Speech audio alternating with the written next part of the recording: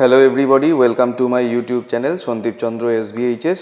আজকের আমাদের আলোচনার বিষয়বস্তু হচ্ছে ইংলিশ গ্রামারের একটা গুরুত্বপূর্ণ টপিক, যেটা হচ্ছে জিরান্ড। এই জিরান্ড সম্পর্কিত বেশ কিছু বিষয় আমি এই ভিডিওতে তোমাদের বলবো। বিভিন্ন বই থেকে কালেকশন করা বিভিন্ন এক্সাম্পল, যেটা সহজভাবে এই জিনিসটাকে বোঝানো যায়। যদিও জিরান্ড বিষয়টা একটুখানি ক্রিটিক্যাল আছে, যার জন্যে আমাদেরকে অনেকটা লেন্দি প্রসেসের মধ্যে দিয়ে এই বোঝানোর জায়গাটায় যেতে হবে। ভিডিওটি একটু বড় হতে পারে, কিন্তু যে ধরনের এক্সাম্পল বা যে ধরনের ডেসক্রিপশানগুলো এখানে পাবে তোমরা, সেটার থেকে এই কথাটা আমি বলতে পারি যে এই ভিডিওটা কিন্তু তোমাদের অনেক কাজে লাগবে। তাই ভিডিওটাকে শেষ পর্যন্ত দেখো। ভিডিওটি ভালো লাগলে এটাকে একটি লাইক করো, চ্যানেলকে সাবস্ক্রাইব করো। তো চলো আমরা শুরু করি জিরান্ড সম্পর্কিত বিষয়বস্তুতে। প্রথম হচ্ছে যে বিভিন্ন বইতে তোমরা জিরান্ডের যে ডেফিনেশনটা পাবে, সেটা হচ্ছে a gerund is that form of the verb which ends in I N G. মানে হচ্ছে ভার্বের সেই ফর্ম যেটা আইএনজি দিয়ে শেষ হয়, and has the force of A noun and a verb. এবং সেই যে ওয়ার্ড যেটা আইএনজি দিয়ে শেষ হয়, তার মধ্যে কিন্তু একটা নাউন এবং একটা ভার্ব দুটোরই ফোর্স আমরা পাই।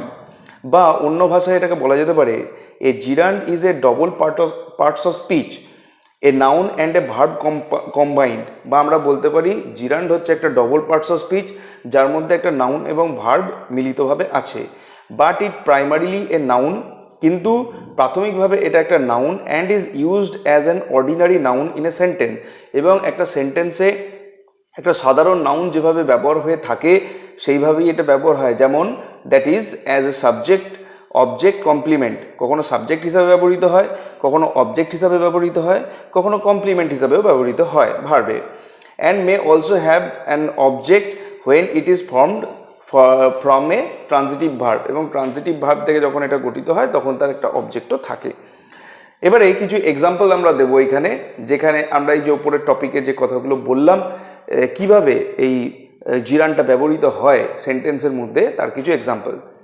প্রথমটা রয়েছে as the subject to A verb. ভার্বের সাবজেক্ট হিসাবে জিরান্ড কিভাবে কাজ করে। প্রথমটা দেখো, যেগুলো জিরান্ড হচ্ছে সেগুলো আমরা আন্ডারলাইন করেছি।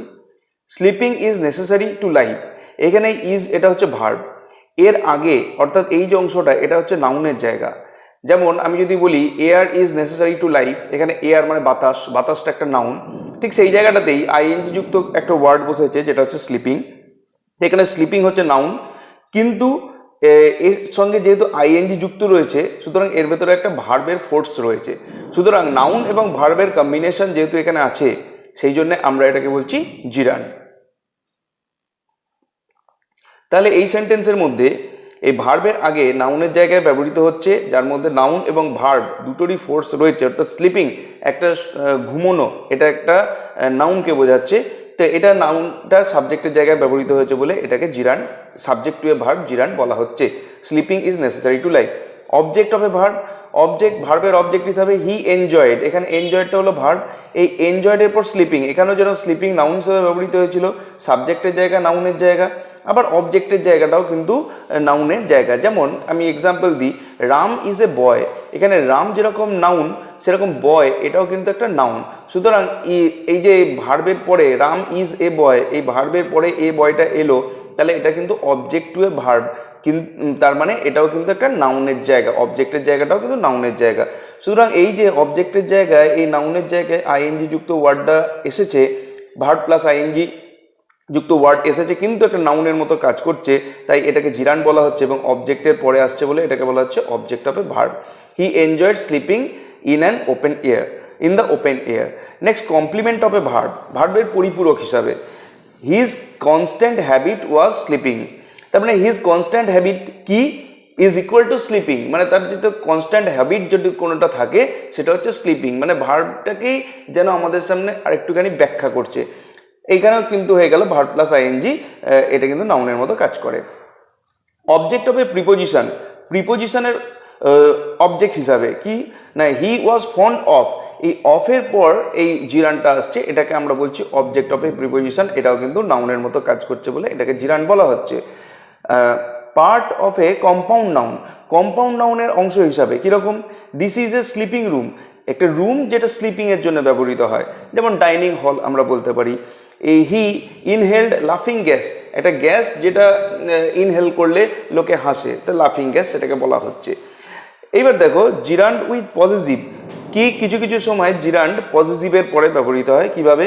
হি ইনসিস্টেড অন মাই, মাই হয়ে গেল পজিটিভ, গোয়িং দেয়ার মানে পজিটিভের পরে এই জিরান্ডটা ব্যবহৃত হয়। এটা কিন্তু ভার্ব না, এটা verb plus word plus ING, যেটা ভার্বের মতো কাজ করে, আবার নাউনেরও ফোর্স আছে, সুতরাং এটাকে আমরা জিরান্ড বলছি এবং এটা পজিটিভের পরে ডাইরেক্টলি ইউজ হয়। এবারে একটা নোট দিয়ে দেখো, যখন কোনো ভার্বের পরে আইএনজি বসিয়ে তাকে নাউনের কতকগুলি বৈশিষ্ট্য বা ফিচার্স দেয়া হয় তখন তাকে জিরান্ড বলে। এবার কতগুলো উদাহরণের মাধ্যমে এই জিরান্ডের ব্যাপারটাকে একটু তোমাদের সামনে তুলে ধরার চেষ্টা করছি। প্রথমটা দেখো, বলা আছে number 1, writing poetry is a Nobel art. Writing poetry, এবার দেখো তলায় যে নোটটা রয়েছে সেখানে এই সম্পর্কে একটু বলা আছে, যে কোনো নাউনের মতো জিরান্ডকে ব্যবহার করা যায়। 1 নম্বর সেন্টেন্সে জিরান্ড এই রাইটিং, এই যে রাইটিং কথাটা ইজ ভার্বের সাবজেক্ট, অর্থাৎ এই যে ইজ ভার্বটা রয়েছে তার সাবজেক্ট, কবিতা লেখার কথাটা বলা হচ্ছে। এবার 2 নম্বর সেন্টেন্সে বলা আছে আই লাইক রিডিং নোভেলস, তারপরে এইখানে হয়ে গেল এর সাবজেক্ট হিসাবে কাজ করছে। এবং 2 নম্বর সেন্টেন্সে আই লাইক, এই লাইকটা হচ্ছে এখানে ভার্ব, এই ভার্বের অবজেক্ট হিসাবে কাজ করছে, সেটাই বলা আছে। দেখো 2 নম্বর সেন্টেন্সে জিরান্ড রিডিং লাইক ভার্বটির অবজেক্ট হিসাবে কাজ করছে। 3 নম্বর সেন্টেন্সে what she does best is singing, এইটাই কি ভার্বের কমপ্লিমেন্ট হিসাবে কাজ করছে। এখানে দেখো সেন্টেন্স 3তে জিরান্ড সিঙ্গিং ইজ ভার্বের কমপ্লিমেন্ট বা পরিপূরক হিসাবে কাজ করছে। সেন্টেন্স নাম্বার 4, 5, 6 একসঙ্গে বলা আছে, কি আছে না, I would like to have the pleasure of listening to your song, এখানে প্রিপোজিশনের পরে জিরান্ড বসেছে। His father scolded him for disobeying his mother. 6 নম্বরে বলা আছে he is tired of saying the same thing again and again. এই 3টে সেন্টেন্সে দেখা যাচ্ছে প্রিপোজিশন, জিরান্ডটা হচ্ছে প্রিপোজিশন অফ, ফর বা অফ এর অবজেক্ট হিসাবে ব্যবহৃত হচ্ছে। এবং সেন্টেন্স নাম্বার 7 যেটা বলা হচ্ছে দেখো, everything depends on your passing the examination, এইখানে কিন্তু এই পজিটিভের অবজেক্ট হিসাবে এখানে জিরান্ডকে ব্যবহার করা হচ্ছে। এখানে বলা হচ্ছে সেন্টেন্স 7-এ জিরান্ডকে পজিটিভ প্রোনাউন মানে প্রোনাউনের পজিটিভ কেসে ব্যবহার করা হয়েছে, মানে যেখানে যেখানে আর কি পজিটিভ কেস হবে তারপরে কিন্তু জিরান্ডের ব্যবহার হয়। এবার দেখো একটা নতুন ধরনের জিনিস, সেটা হচ্ছে ইনফিনিটিভ এবং জিরান্ড, এই দুটো কিন্তু একই ধরনের অর্থ ব্যবহার করার ক্ষেত্রে ব্যবহৃত হয়, মানে একই সেন্টেন্স বা একই ধরনের মিনিং, কিন্তু সেন্টেন্সের গঠনটা আলাদা। কোনোটায় ভার্বটা ইনফিনিটিভ হিসাবে ব্যবহৃত হচ্ছে, কোনোটায় ভার্বটা জিরান্ড হিসাবে ব্যবহৃত হচ্ছে, কিন্তু অর্থ দুই ক্ষেত্রেই একই। বলছে দেখো, একই অর্থ প্রকাশ করার জন্য ভার্বের ইনফিনিটিভ ফর্ম ও জিরান্ডের মধ্যে যে কোনো একটি ব্যবহার করা যায়। এখানে দুটো কলামের মাধ্যমে দেখানো হয়েছে, কলাম এ হচ্ছে ইনফিনিটিভের এবং কলাম বি হচ্ছে জিরান্ডের কলাম। প্রথমটায় বলা হয়েছে দেখো এর দাগে, to sleep late is bad for health, এখানে to sleep, to plus verb, এটা হয়ে গেল ইনফিনিটিভ। বিয়ের দাগে বলা হয়েছে sleeping late is bad for health, এই দুটোরই অর্থ সমান, কোনোটায় টু প্লাস ভার্ব দিয়ে আমরা ইনফিনিটিভ করছি আর কোনোটায় ভার্ব প্লাস আইএনজি দিয়ে নাউনের মতো মিনিং করে আমরা সেটাকে জিরান্ড করছি, কিন্তু মিনিং দুটো ক্ষেত্রেই সমান। যেরকম এখানে বলা হয়েছে to walk in the dark is dangerous বা walking in the dark is dangerous, দুটোই একই মানে। He likes to eat bananas, he likes eating bananas, দুটো ক্ষেত্রে কিন্তু মিনিং একই। Paper is easy to burn, burning paper is easy, দুটো ক্ষেত্রেই অর্থ কিন্তু সমান। তো এইখানে একটা নোট দেওয়া হয়েছে, সেটা দেখো, gerund verb plus ING and infinitive to plus verb দুটি নাউনের কাজ করে, তাদের সমানভাবে ব্যবহার করা যায়। তাই অনেক সেন্টেন্সে অর্থের কোনো তারতম্য না ঘটিয়ে জিরান্ড অথবা ভার্ব ফর্মের ইনফিনিটিভ ব্যবহার করা যায়। বহু ক্ষেত্রে জিরান্ডকে ইনফিনিটিভে এবং ইনফিনিটিভকে জিরান্ডে রূপান্তরিত করা যায়। এবার কিছু এক্সাম্পল দেওয়া হয়েছে জিরান্ডের, দেখে নাও। এগুলো সবই কিন্তু জিরান্ড, যেগুলো জিরান্ড হয়েছে সেগুলো আমরা আন্ডারলাইন করে রেখেছি। তোমাদের বিভিন্ন ক্ষেত্রে মনে হতে পারে এগুলো ভার্ব, কিন্তু এই এক্সাম্পলগুলো দেখলে তোমাদের কনফিউশনটা অনেকটা ক্লিয়ার হয়ে যাবে যে এইগুলো দেখতে ভার্বের মতো হলেও কিন্তু আদপেও এগুলো ভার্ব নয়। যেমন walking is a good exercise, I like swimming, your dangerous habit is lying, এগুলো দেখবে যেগুলো আন্ডারলাইন করা রয়েছে এগুলো সব জিরান্ড। Buying books is my only luxury, I like reading novels, collecting old stamps is a hobby with Rohit, writing a letter correctly requires practice, I prefer reading to walking। এই দুটোই কিন্তু এখানে জিরান্ড রয়েছে। Next, genius in the infinite capacity for taking pains, he is fond of swimming, he is proficient in doing sums, he is addicted to smoking. এগুলো সবই কিন্তু জিরান্ড। এখানে note একটা দেওয়া রয়েছে দেখো, নাউনের মতো জিরান্ড কোনো বাক্যের সাবজেক্ট, কোনো ট্রানজিটিভ ভার্ব বা প্রিপোজিশনের অবজেক্ট বা কোনো ভার্ব অফ ইনকমপ্লিট প্রেডিকেশনের কমপ্লিমেন্ট রূপে ব্যবহৃত হতে পারে। যেমন এখানে দেওয়া রয়েছে লাইং, এটা যেরকমভাবে প্রেডিকেশন হিসাবে ইনকমপ্লিট প্রেডিকেশনের কমপ্লিমেন্ট হিসাবে ব্যবহৃত হচ্ছে, সেরকমভাবে কিন্তু জিরান্ডের ব্যবহার আমরা দেখতে পাই। এবার এইখানে যে এক্সাম্পলগুলো রয়েছে এগুলোকে আমি বি দিয়ে মার্ক করেছি। এইগুলোয় বেশিরভাগ ক্ষেত্রে জিরান্ড কিছু কিছু প্রিপোজিশনের পরে বসে এবং সেই প্রিপোজিশনের ক্ষেত্রে কিন্তু নির্দিষ্ট একটা নিয়ম আছে যে এই প্রিপোজিশনের পরে এই ধরনের জিনিসগুলো আসে। যেরকম, he will never refrain from speaking ill of others, you should abstain from drinking, I think of building a house, Bijan Babu insisted on getting to work done by me. He prevented me from going out during the rain. Mousumi insisted on appearing at the MP Madhyamik Pariksha this year. My brother excels in writing short stories. We at last succeeded in bringing Sumon to our side. We should refrain from doing evil.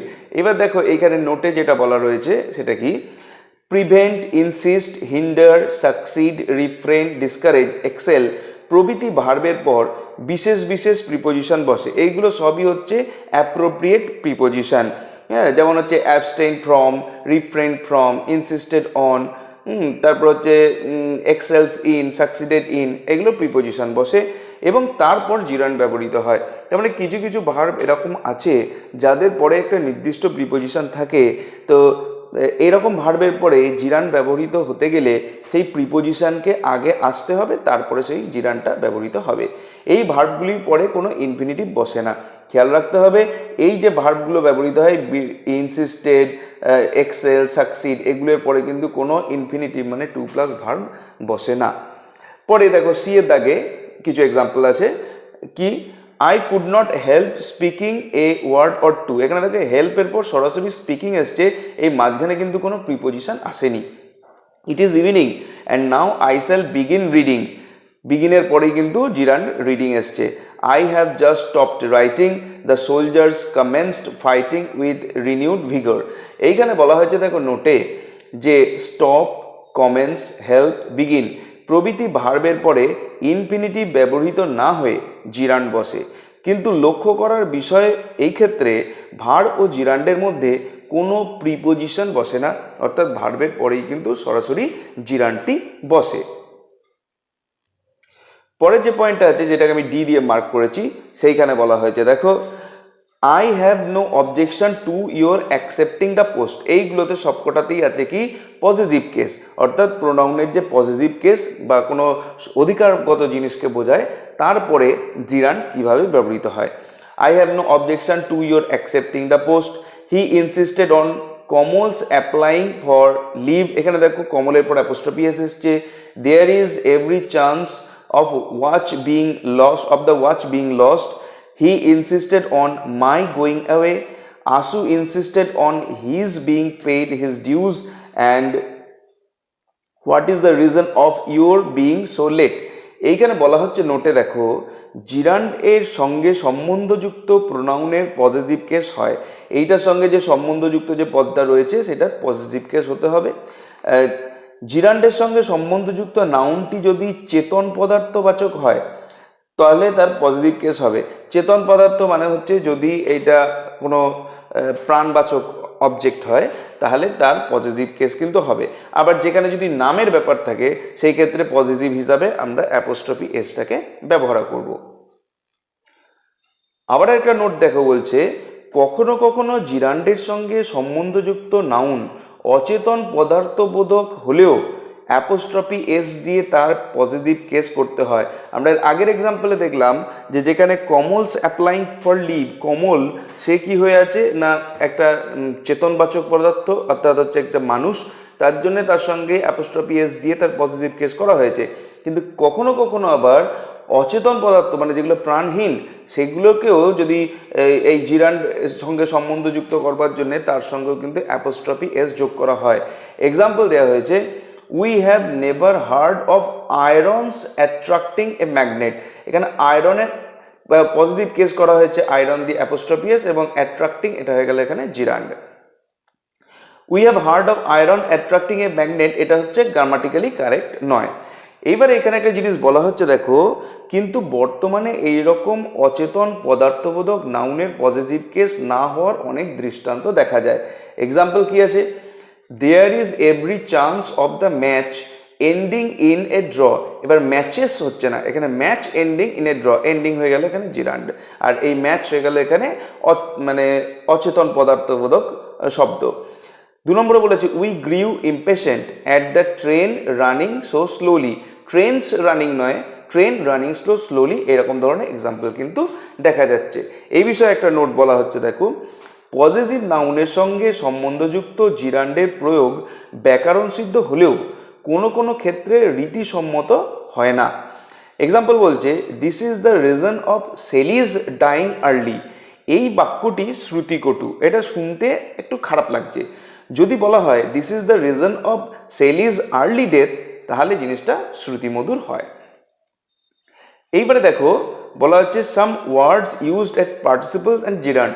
কিছু কিছু word যেগুলো participle হিসাবে ব্যবহৃত হয় আবার জিরান্ড হিসাবে ব্যবহৃত হয়, যে এই কনফিউশন অনেকের মধ্যে হয় কোনটা পার্টিসিপল কোনটা জিরান্ড।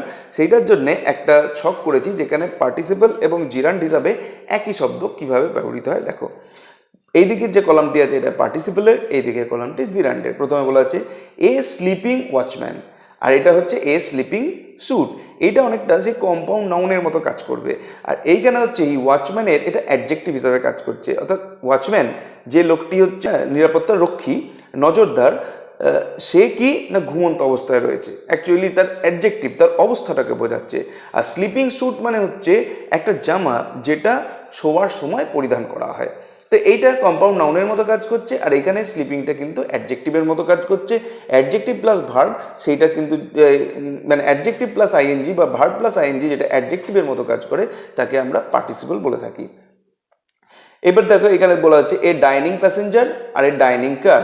এখানে প্যাসেঞ্জার যে ডিনার করছে, আর ডাইনিং কার মানে একটা কার যেটা হচ্ছে ডিনারের জন্য নিযুক্ত আছে, এরকম টাইপেরই।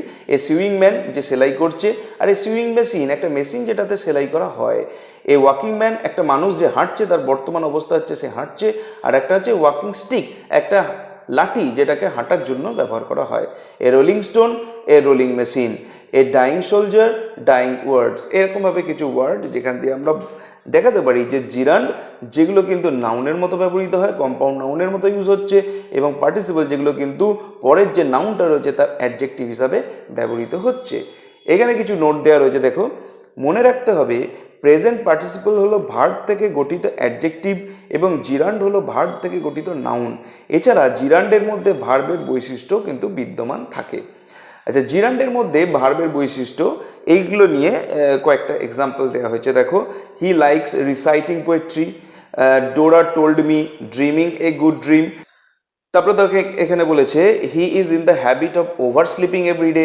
ওভার স্লিপ করা মানে হচ্ছে বেশি ঘুমানো, তার সঙ্গে আইএনজি যোগ করে এটাকেও কিন্তু ভার্বের এফেক্ট রয়েছে, কিন্তু নাউনের কাজ করছে। এবার এইখানে যে নোটটা দেওয়া রয়েছে সেটা দেখো, ওপরের বাক্যগুলির প্রথমটিতে রিসাইটিং জিরান্ডটি ট্রানজিটিভ ভার্বের মতো একটি অবজেক্ট পোয়েট্রিকে নিয়েছে। দ্বিতীয় বাক্যে ড্রিমিং জিরান্ডটি ইনট্রানজিটিভ ভার্বের মতো একটি কগনেট অবজেক্ট গুড ড্রিম এটাকে নিয়েছে। ওভার স্লিপিং এইটি জিরান্ড হলো ইনট্রানজিটিভ ভার্ব হিসাবে এখানে ব্যবহৃত হয়েছে। সুতরাং দেখা যাচ্ছে যে জিরান্ডের মধ্যে ভার্বের বৈশিষ্ট্য বর্তমান রয়েছে। এবার একটা খুব গুরুত্বপূর্ণ জিনিস, সেটা হচ্ছে দ্য জিরান্ডিয়াল ইনফিনিটিভ। সেটা কি, কয়েকটা এক্সাম্পল দেওয়া রয়েছে দেখো, এক্সাম্পলগুলো পড়ি। Water to drink, they come to see the game, we wept to see the sight, a house to let, give him a chair to sit on, he is quick to hear but slow to speak. দেখো note বলা হয়েছে বাংলায় বসবার, খাবার, দেখবার, দেবার বা দেওয়ার ইত্যাদি আকারের অসমাপিকা ক্রিয়াপদ, যাদেরকে আমরা ইংরেজিতে বলি ইনট্রানজিটিভ ভার্ব, থাকলেও ইংলিশে ইনফিনিটিভ ফর্ম ব্যবহার করা হয়। এই ধরনের ইনফিনিটিভকে জিরান্ডিয়াল ইনফিনিটিভ বলা হয়। মানে যেগুলো বাংলায় অসমাপিকা সেইগুলো ইংলিশে তাদেরকে আমরা ইনফিনিটিভ ফর্ম দিই। এই ইনফিনিটিভ ফর্মগুলোকে আমরা জিরান্ডিয়াল ইনফিনিটিভ বলে থাকি। উপরের বাক্যগুলিতে জিরান্ডিয়াল ইনফিনিটিভ ব্যবহৃত হয়েছে। জিরান্ডিয়াল ইনফিনিটিভ নাউনের পর ব্যবহৃত হয়ে অ্যাডজেক্টিভের মতো তাকে কোয়ালিফাই করে অথবা অ্যাডজেক্টিভ বা ভার্বের সঙ্গে বসে তাকে মডিফাই করে। ভার্বের সঙ্গে ব্যবহৃত হয়ে জিরান্ডিয়াল ইনফিনিটিভ সাধারণত পারপাস, কজ, রেজাল্ট প্রভৃতি অর্থ প্রকাশ করে। এবার কতগুলো যে জিরান্ডিয়াল ইনফিনিটিভ বলা হলো সেগুলো কি কাজ করে, কোথায় কোথায়, সেই সম্পর্কে কিছু এক্সাম্পল দেওয়া হয়েছে। কোয়ালিফাইং এ নাউন, নাউনকে কোয়ালিফাই করছে কিভাবে? He who has nothing to fear, he has no time to go there, give Kajal a chair to sit on, মানে বসতে দেয়া হোক। It is a thing to learn, একটা জিনিস যেটা শিক্ষণীয় ফর আওয়ার ফিউচার সাকসেস। এবার দেখো কোয়ালিফাইং এ অ্যাডজেক্টিভ, অ্যাডজেক্টিভকে কীভাবে কোয়ালিফাই করছে? I am sorry to trouble you again, এই to trouble. Next, such a story is not easy to believe, বিশ্বাস করা এটা খুব একটা সহজ নয়। The reason is not far to seek, মানে একটা রিজন, একটা কারণ যেটা খুব বেশি এই কারণটা খুব বেশি দূর খুঁজতে হবে না, অল্প খুঁজলেই পাওয়া যাবে। He was quick to seize the opportunity, মানে কুইক, সে তাড়াতাড়ি এই সুযোগটাকে গ্রহণ করেছে। তো এই ছিল আমাদের জিরান্ড সম্পর্কিত একটি টোটাল ভিডিও। তো আশা করি এই ভিডিওটা তোমরা যদি ভালো করে দেখো, এই জিরান্ড সম্পর্কিত যে কোনো কনফিউশন তোমাদের এখান থেকে ক্লিয়ার হবে। হয়তো একবার দেখলেই যে গোটাটা বুঝতে পারবে এরকম নয়, বেশ কয়েকবার তোমাদেরকে দেখতে হবে, উদাহরণগুলোকে ভালো করে অনুধাবন করতে হবে, তাহলে কিন্তু জিরান্ড সম্পর্কিত যে কোনো ডাউট তোমাদের ক্লিয়ার হয়ে যাবে, এটা আমার আশা। তো ভিডিওটি যদি ভালো লেগে থাকে ভিডিওটিকে একটি লাইক করো, চ্যানেলে নতুন এসে থাকলে চ্যানেলকে সাবস্ক্রাইব করো, এবং পরবর্তী যে সমস্ত ভিডিও দেবো এই ধরনের সেই ভিডিওর লিঙ্কগুলো পাওয়ার জন্যে অবশ্যই কিন্তু তোমরা বেল বাটনটাকে ক্লিক করে রেখো। তো দেখা হবে নেক্সট ভিডিওয়ে। Till then, goodbye and thank you.